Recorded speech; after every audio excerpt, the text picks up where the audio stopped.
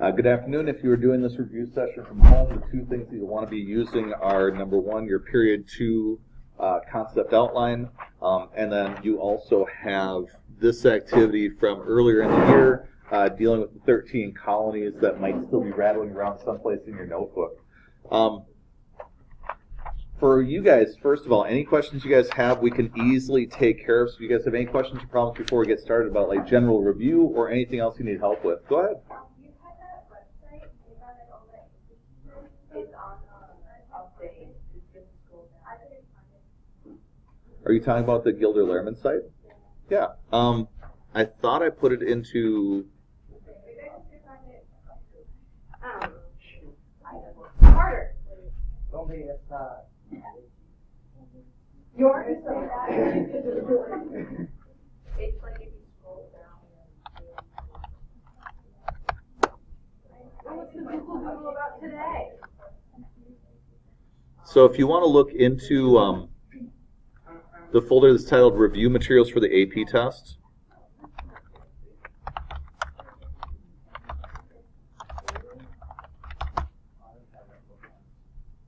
Good for you, harder. so we should be all set.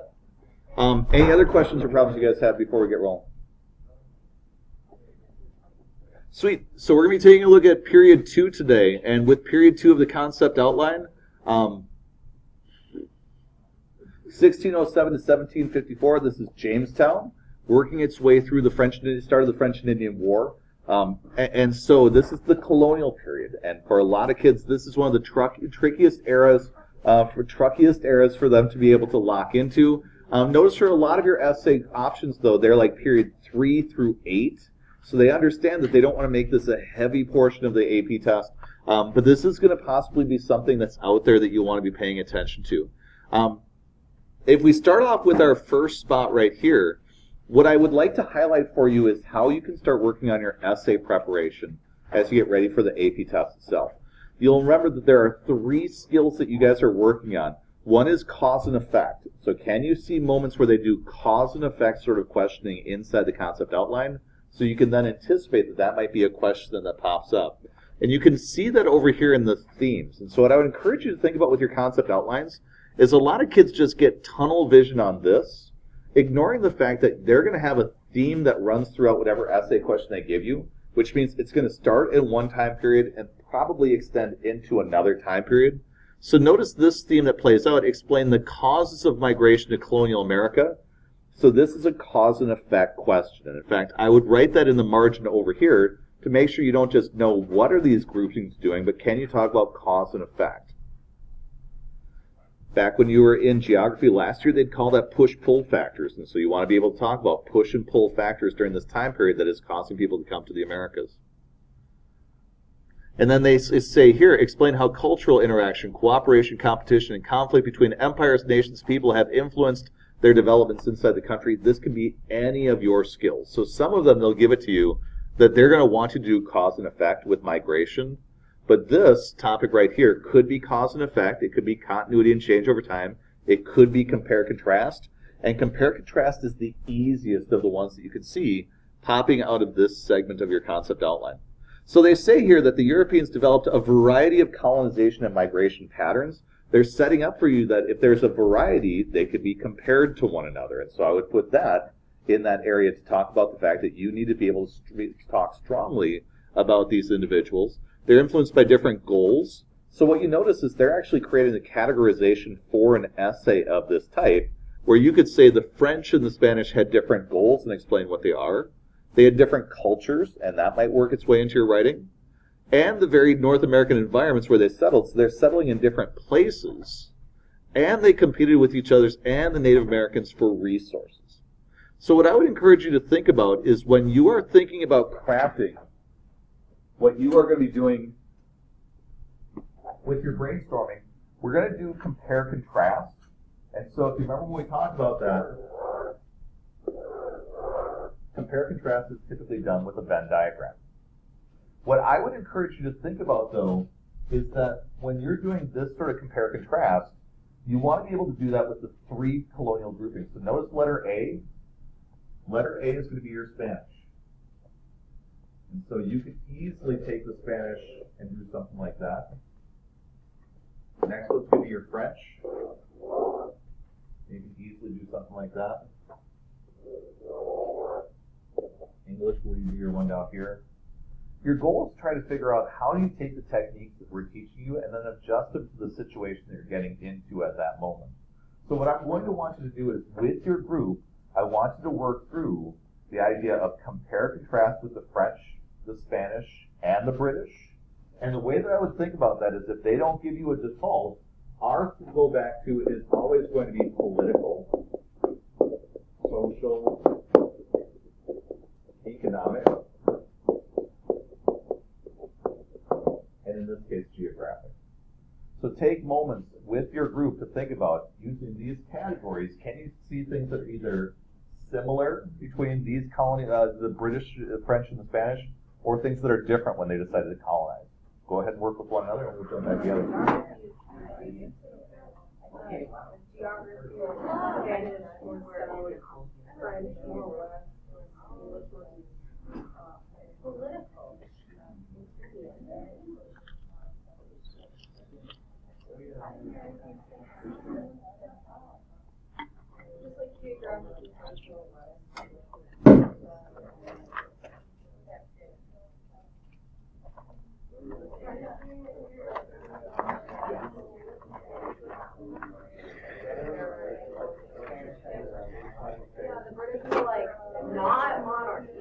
Can I stop you, please, for just a second? I'm going to let you jump back in. If you find yourself really trying to do a lot of this stuff on your own, the goal of the College Board has been that they would like to, they would like to make sure that this test is not tricky, it's not gamey. So before you actually start like racking your brains of what do you remember, look down the list of A, B, and C, because if you read letter A, it's going to give hints to you about what topics you want to be able to write about. And most likely when you read those hints, you're going to be like, oh, they're talking about this system. And that's what they're trying to get to. So on the right-hand side, there's a system you'll write down on the right-hand side to be able to explain that in detail. Same thing with letters B and C. You're going to read this and you're like, oh, that totally means blah. And you're going to come back with stuff that you remember from back in the fall. So go ahead and try it that way. Rather than beating up on yourselves and try to do it from the top of your head, see if you can guess what they mean by their coded objective to see if you're on the right track with them.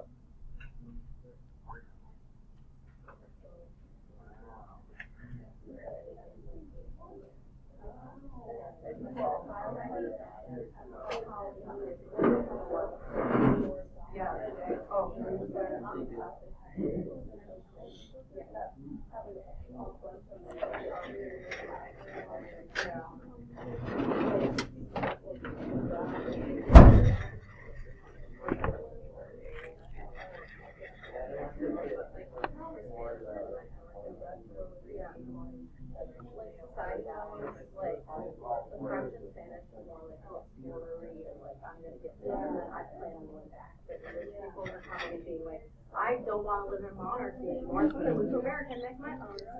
I'm just yeah. They just wanted to continue the system. Yeah.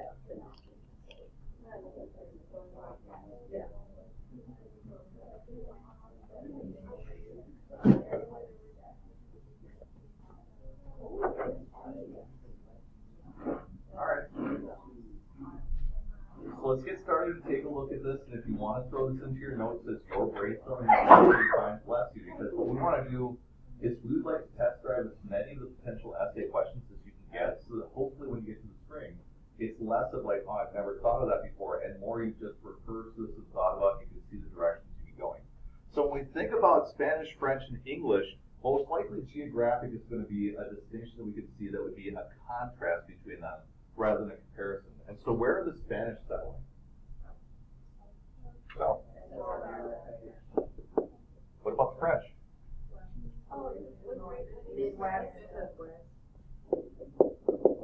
Water, Great Lakes and the Mississippi River, right?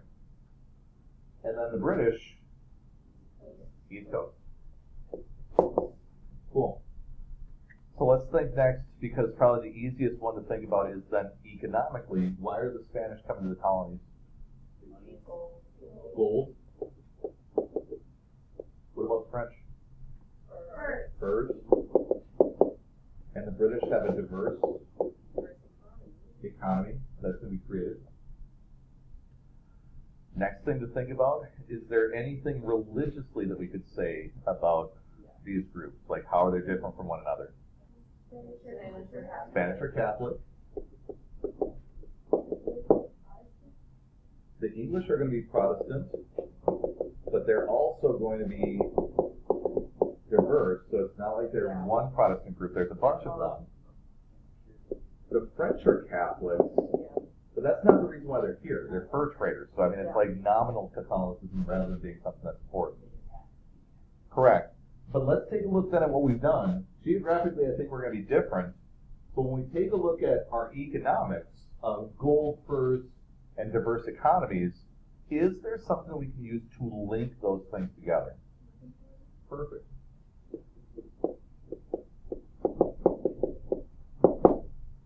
So while their methods are different, it's based on geography. They're in different areas, and so they're going to be using what they find in the area, but their goal is to make wealth for their home country.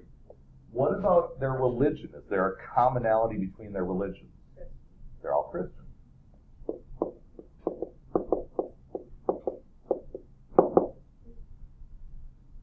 Go ahead. Do all of them want to? French and Father Hennepin coming up the Mississippi River. There's some, but these guys are much more worried about furs. Jewish Michael, please call 8802. Jewish Michael, 8802. This is the place where I want you to think about that big system. What is the system called that the Spanish are setting up with conquistadors and missions? Encomienda. Over here, you have the voyageurs instead. I mean, they're just kind of going from place to place, portaging, looking for furs and whatever. And they do have Catholic priests who are here. But we're going to find that for the British, they're going to have diverse economics, they're going to have diverse politics. What I would argue, beyond the conversion though, how do these Europeans view Native Americans, whether you're Spanish or French or British? They're savages. There's a racial component that's going on here.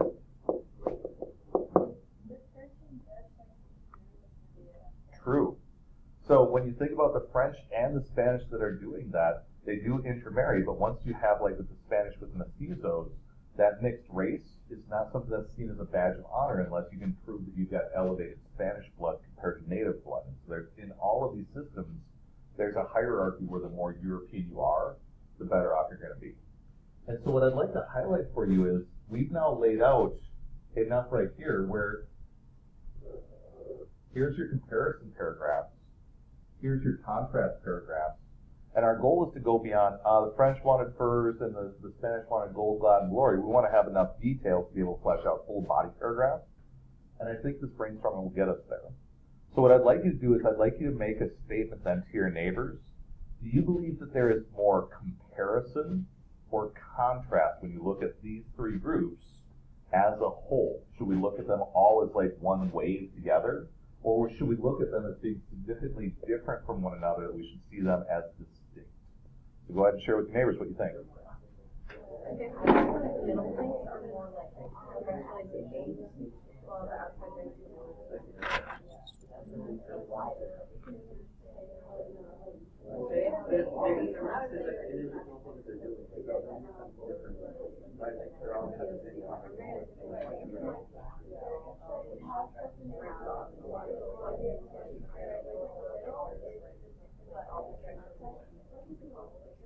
Take 10 more seconds to finish that thought.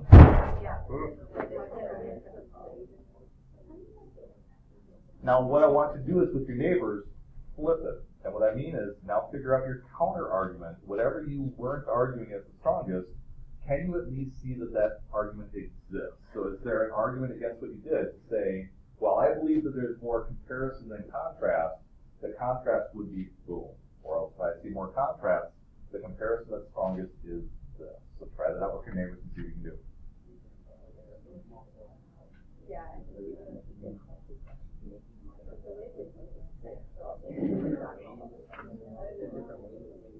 Now, yeah. Yeah. It's the only thing with the system in there. Do you have any questions about how to do this then? If you're given an essay question that says compare, you want to do also contrast at the same time, because if you do both, that gives you your complexity point. It earns you more points if you're writing, and it makes you look better. And so that's where we want to be ending up, is when we create a diagram like this, keeping ourselves safe in that sort of way. You could then, inside your period 2 handout, turn to the next page, because once we get done with the English, the French, and the Spanish, you're going to see 2 different types. Oh, I'm sorry, I should flip back to that previous page, because I forgot to mention things. So notice the 2 types of essay questions they could ask you on the left-hand side with your themes. Number 1, can you talk about the causes of migration to America of these 3 systems, and then also analyze the impact that it had on America itself? And the Americans who are here at this time are Native Americans in particular, so how it impacted Indians and the development of cultures. And then the second one, can you explain how there's cultural interaction, competition, cooperation, conflict between the empires that are developing inside of our colonies? Can you talk about how these 3 are competing against one another, especially in 1754, which is our French and Indian War? So can you be able to do that? And that's going to be where you keep yourself safe. For us then, take a look at the next page.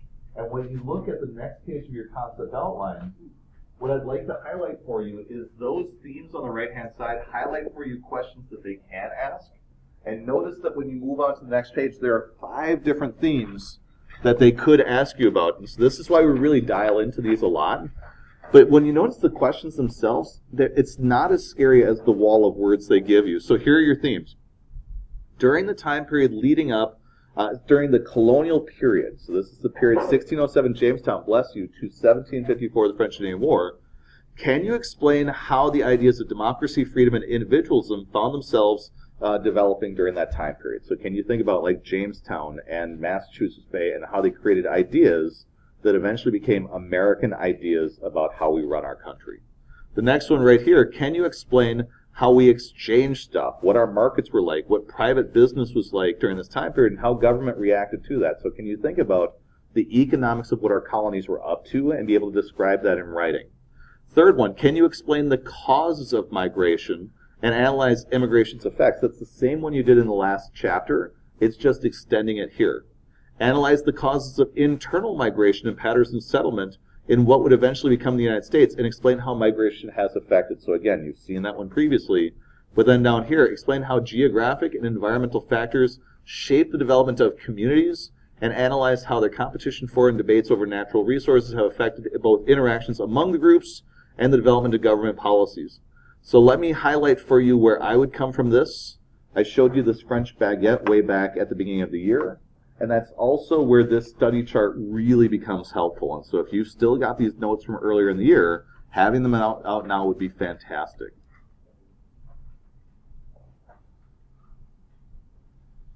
When we first started off the past year, we were talking about the different colonial groupings in order to get you ready for this moment. Now, when they start talking to you about like the explain how, let me see here. Explain how patterns of exchange markets and private enterprise have developed, to explain how the the geography interacted. If you could, please remember that the Chesapeake and New England is where you really want to focus your attention when you are studying. And so if you want to make a star or a highlight or something like that, but in particular Virginia and Massachusetts are going to be your 2 places you really want to dial into. Remember, 6 of our first presidents are from these areas. The Adamses from Massachusetts. The other 4 presidents are part of what's known as the Virginia dynasty. And so we're going to be looking at them from the perspective of these guys are totally set up for a compare-contrast essay. You've already done one earlier this year with Chesapeake and New England DBQ that I showed you guys previously. And so when we think about our settlement experiences, we first of all want to think about origin stories. So when you are working your way through, they're going to want you to know the origins of these colonies. But if you look down page 29, notice that page 29 is divided up A, B, C, D into your colonial groupings. Letter A is your Chesapeake and North Carolina colonies that are focused on tobacco production. Notice the B is up here in New England. C is your middle colonies, and D is your southern colonies down here. So they're going to give you hints already, but what I'd like you to do is I'd like you to think about Chesapeake and New England first. So if you could, share what you remember of the origin story with your neighbor of Jamestown, and compare it to the origin story of the Massachusetts Bay Colony and see how you do.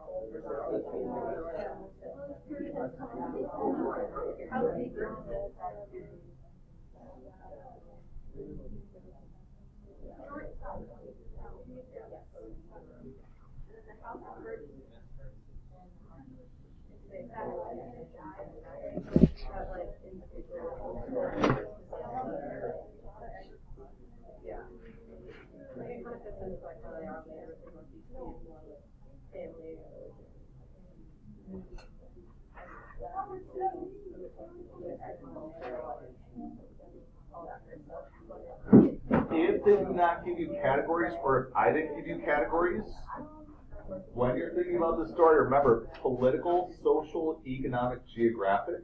If you stick with those, like if you run dry, run through those and check to see if there's anything that you're forgetting about that could be part of any of those categories. So here's what you want when you get into your colonial groupings. They give you North Carolina, because that's where Roanoke is. And so with Roanoke, that's our first colonial experience. It fails horribly, but Roanoke, we're going to find in North Carolina there's also going to be this culture that's going to be created that's going to have plantation structures, very much like the Chesapeake. If you could, help me with Jamestown. What names, events, or other sorts of things should we know about from their origin story? Go ahead. They have the Virginia Joint Stock Company. So remember, that's a stock company where you could buy an investment in this company. They'll load a boat full of poor people sent across the ocean with limited liability. So if the boat sinks or the colony fails, nobody at home is going to be punished. So you got this colony that's being started on the cheap, and many of those are going to be created in that same sort of way. What else do you remember from the Jamestown start? Go ahead. They had disease. They went through starving time, especially because they had settled in a swamp. Why would they choose to do that?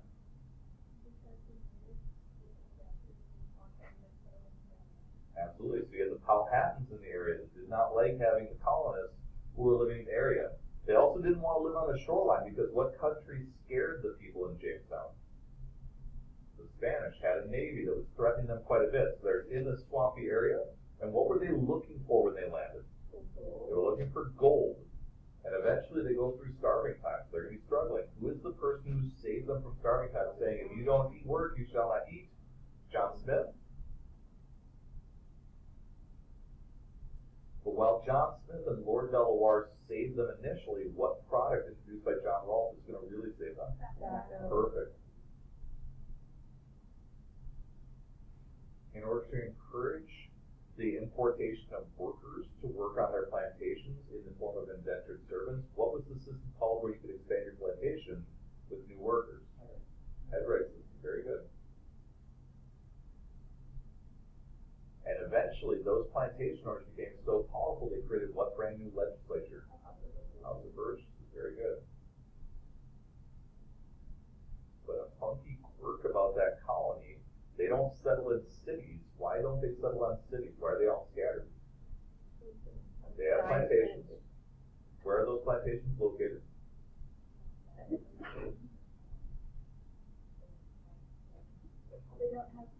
They do not have roads. They're by rivers for transportation to get stuff down to the market.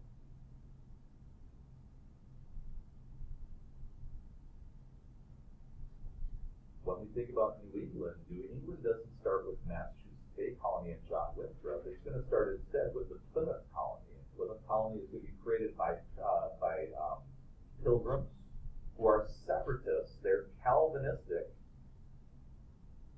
Meanwhile, the people in the Chesapeake are Anglicans. They're not super worried about Protestantism. They're more here for cash.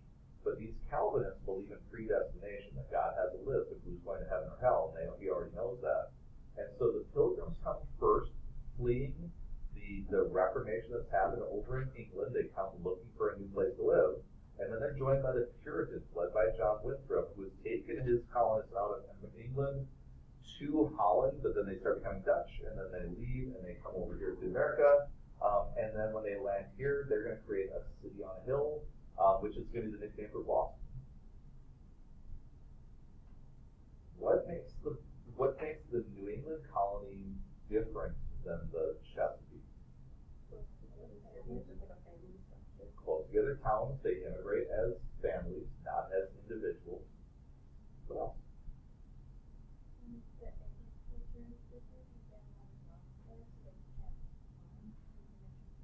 Yeah, so what's going to happen is they're going to have rocky soil and a climate kind of like ours, so they will be farming on small farms, but they're going to also have a diverse economy. What else are they doing for money?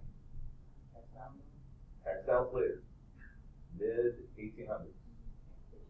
Fishing, lumber, shipbuilding supplies. So they have a diverse economy. Meanwhile, in the South, they've got a singular economic structure. What else is going to make New England towns different?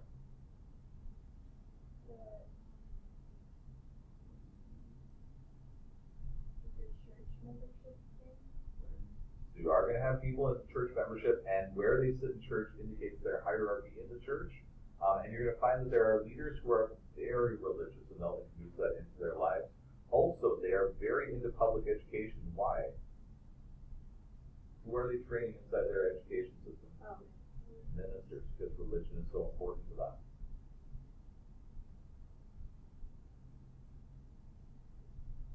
So you've got a diverse economy with a more democratic form of government where you have more social mobility. Meanwhile, in the Chesapeake, you're creating a class system that's almost like a caste of kind of locking you into your spot, where the rich have very much control, so there's some aristocracy going on, compared to more of a democracy in the north. So you're seeing there's some cultural differences that are being played out in the area. Now, what we have to be careful with is when we think about the Chesapeake, it's not just Virginia. What other colony is there? Maryland is, and Maryland starts off as a weird experiment where there's a feeling that there's now people who are being persecuted back at home. What religion is going to come to Maryland initially? Catholics, but eventually you're going to have a bunch of Anglican Protestants who realize you can grow a lot of tobacco in Maryland, and they hate Catholics. They're going to try this experiment, and the Catholics are going to end up losing out.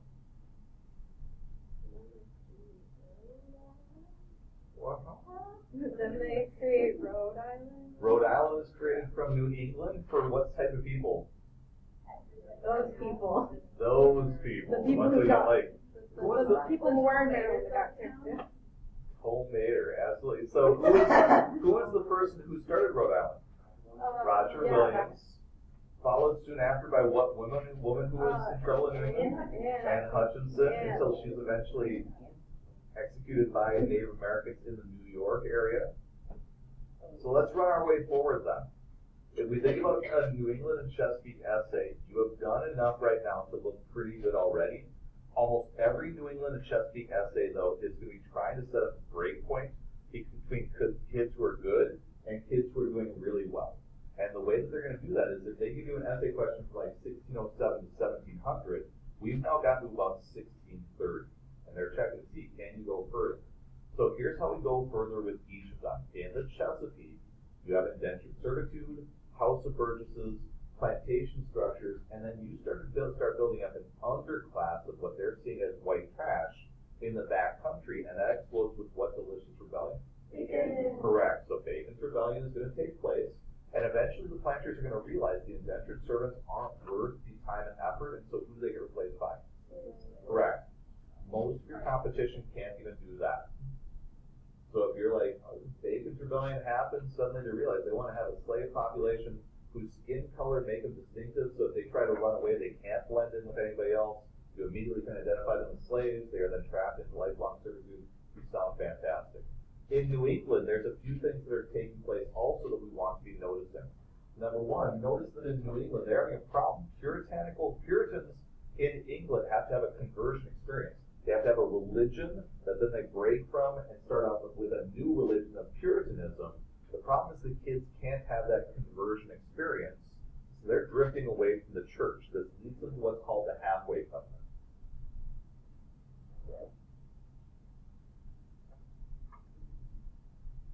Waves of immigrants are also going to come flooding into New England, including many people who don't want to be a city on a hill, many people who, heaven forbid, aren't Puritans.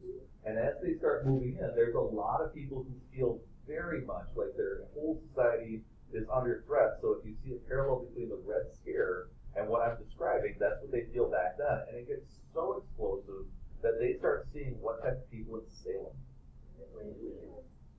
which is just they're feeling that the community is starting to fall apart, whatever, right?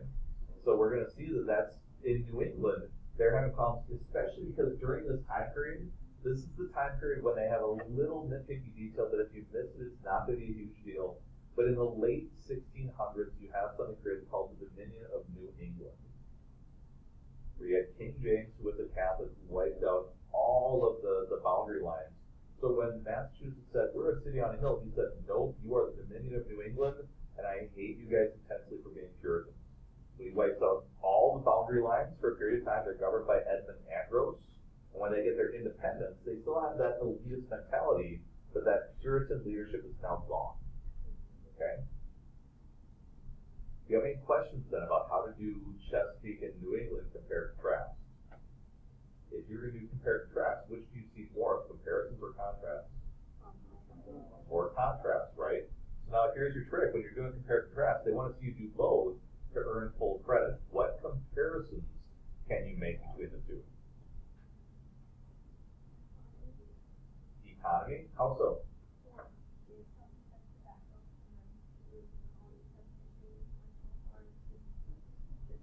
Is that a comparison? Yeah, so the easiest way to go with this would be a contrast. Is there an economic comparison we could make though? Like, is there one bigger system that they're all part of? Mercantilism, right? So that's the trick we have to get into, is we have to get into the idea. It's going to be, you're going to see one type of essay point right there. It's going to be like, oh, this is totally a contrast question.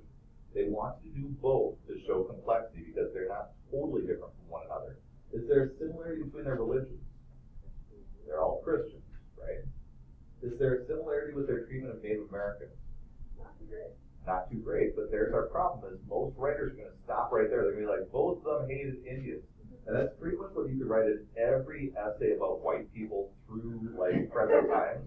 You're not saying anything extraordinary. Do you have any specific Native American conflicts, though, that you could use to prove that in the Chesapeake, they weren't getting along with the Indians in the area? Anglo-Powhatan War, absolutely.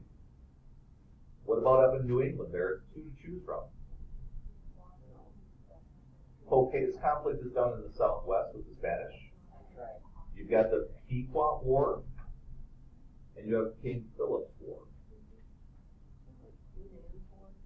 Queen Anne's War is going to be coming in the 1700s, late 1600s, early 1700s, but it's more the global conflict between England and France with the Indians weaving in. But you can easily go there too, that the Indians are finding themselves wound up in this. So if you could, please, inside your concept outline, flip page 30. And let's just run through the rest of your concept outline pretty quickly. Oh, that's a big gut. Dang. I got to do a sit-up. If you take a look at this page, distance and Britain's initial lax attention led to the colonies creating self-governing institutions that were unusually democratic. They're going to throw you stuff like this where it's meant to be like a tennis match. They're sending you a serve. They want you to return it. So when they talk about England's lax attention to the colonies, what is that code for? Exactly. So for a lot of this stuff, it's not going to be difficult. They're just saying to you that during the time period of salutary neglect, can you talk intelligently about how New England built up these government town meetings, which had elected legislatures in the southern colonies? They had local authority and also dominated the elected assemblies. So planters dominated the legislatures in the south, like the House of Burgesses. So if we jump back to here, your problem is, what do you do with the middle colonies and the southern colonies? And so please flip back to page 29. They give you everything you need for the middle colonies. It says they supported a flourishing export economy based on cereal crops. This was known as the breadbasket for the colonies. They're the ones making a lot of food for people who are starting to specialize. They have wide ranges of European immigrants, especially in places like Pennsylvania where you have Quakers coming in. But in New York and Pennsylvania, they have large cities that are becoming very diverse.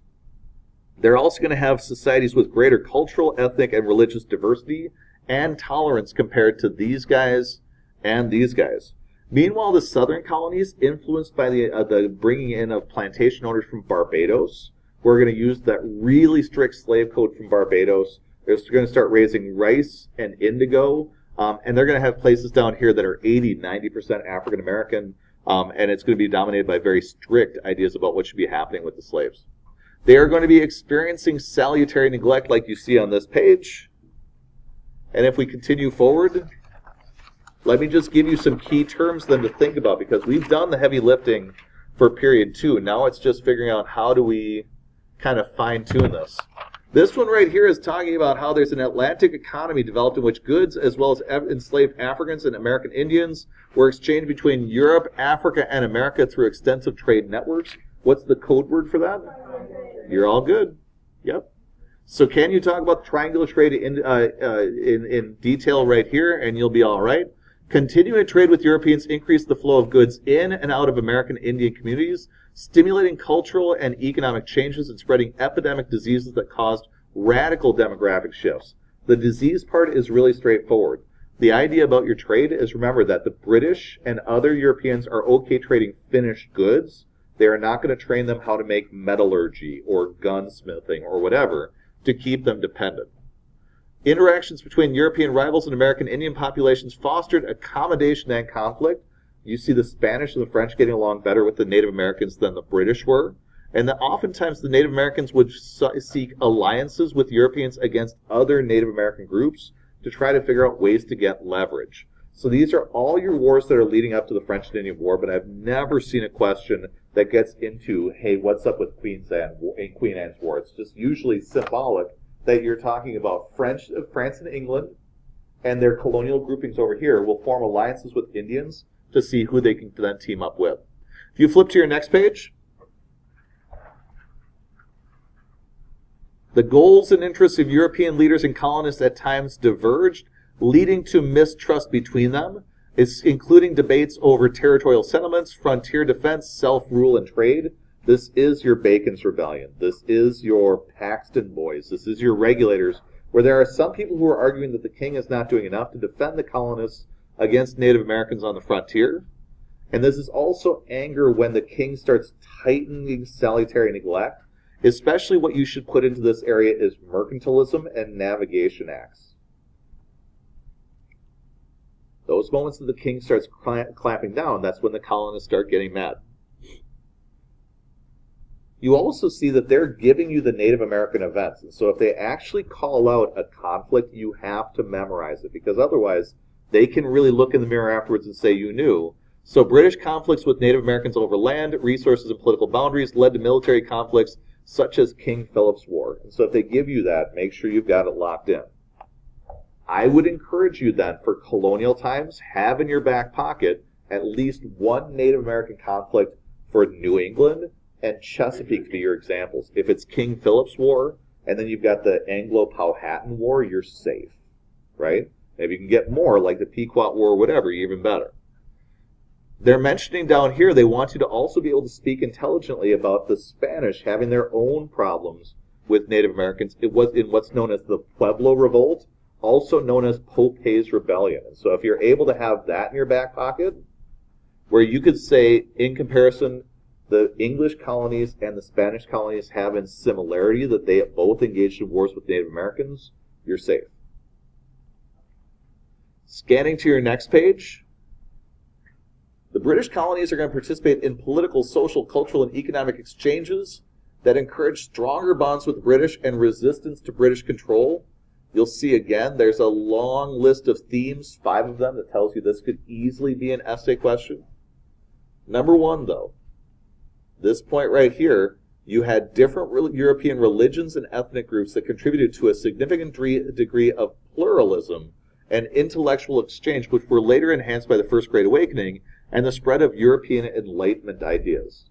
You have in our country so many different religious groups that you can't have like the Spanish did, where they're thoroughly intolerant to an outsider. You can't have a Spanish Inquisition, although they tried to do it in Salem. So once you get to like the late 1600s, early 1700s, the Puritans are losing power. So let's talk about each of these two movements. First of all, the First Great Awakening. Remember, that was preachers who went traveling through the backcountry like Jonathan Edwards and George Whitefield, talking about how you're all sinners in the hands of an angry God. And they were trying to relight that Puritan fire. And so the term you want to be able to use is they divide all the existing churches into old lights and new lights. The churches fracture. So you don't have Puritan churches anymore, but you do have Methodists and Baptists and all these other groups that are going to come from the fracturing of the Puritan churches that are up in New England. When the churches get weakened, there's a feeling that you can then resist authority, and perhaps even you could do it governmentally. The other movement is the European Enlightenment, where there's a rejection of strict scientific interpretation, religious interpretation of the world, and an introduction of science. So let me give you a person's name to use with that particularly, John Locke. He's that guy who's writing during the Enlightenment over in Europe about this idea that the government is created for the people to protect their rights. The leading people to know for the Enlightenment here in America, George Washington, Thomas Jefferson, but especially Ben Franklin. This is leading many of them to move away from organized religions to the point where they are now becoming agnostics, or else some of them are moving towards deism, where they believe that there is some supernatural force that's out there, but they don't believe it's like a God sitting on a throne. But there are still plenty of traditional Christians in our society who are movers and shakers who are important during that time period. You also see that there's a movement towards Anglicization.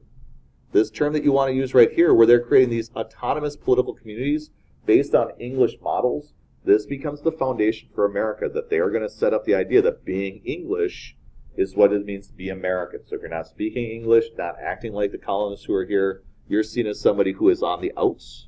It's going to create this gigantic print culture, create this evangelicalism where they're trying to spread their religious faith. And the British are trying to figure out how to turn this area into an empire founded on mercantilism. They're going to run into conflicts with the Indians and the colonists, and so it's going to lead the British to start cracking down on the colonists leading up to 1754. Your colonist resistance during this time period was partially coming from the ideas of the Enlightenment and their independence and their distance from the king and their feeling that the king was corrupt. So what you want to be able to talk about in 1754 is the seeds are there for distrust, and this is all kind of fermenting under salutary neglect. Your next page is where we wrap things up right here. And so when we take a look at the colonies, everybody in the United States is going to be participating in the slave trade. Do not fall into the trap of thinking it's just a southern thing. They have it in the north as well.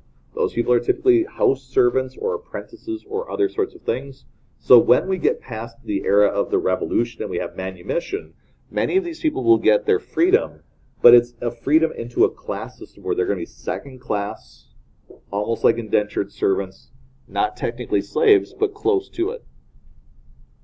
Also, notice the slave codes that are being created here, especially in South Carolina, that makes it illegal to intermarry and to figure out how to be an equal citizen if you're African American. And remember that when we first had African slaves brought to America, they were initially treated almost like indentured servants, and then the crackdown came after a couple decades when they wanted to lock them in as long-term workers. And then finally, the term that you have right down here is the one that I taught you way back when. I've been trying to provide that throughout the entire course. Agency. Can you talk about how African Americans during this time period weren't just put upon, and don't just use like, it was sad, they were being abused, they were being terrorized. There are African Americans who are trying to advocate for themselves and to improve their situation. Let me give you two names from this time period and a little bit afterwards. The first that you might want to use is a woman named Phyllis Wheatley. During the colonial era, she is a free African American poet who is in communication with Thomas Jefferson and explaining to him that while she is somebody who is equal with him intellectually, she is not equal with him politically or rights-wise, and so she challenges him quite a bit on that. The other person is Benjamin Banneker, another African American. He is a scientist, and he does the same thing with Jefferson. So Jefferson's got people in his ear while he's a slave holder from African Americans that he respects who are pointing out that there's some hypocrisy that's going on. When we come back next week, then, 1754 is the start of the French and Indian War. 1800 is the peaceful revolution of Thomas Jefferson. So we'll run through next week French and Indian War, causes of the revolution, early American government, and Washington and Adams. So it'll be fast. And so please make sure you've got that concept doubling looked over. Fill in those blanks on the sides, and we'll be able to run through that stuff really quickly. Do you have any questions? Again, I am so impressed at the work that you guys are doing, and so I appreciate you coming in tonight. And if you need any help, let me know. Thank you.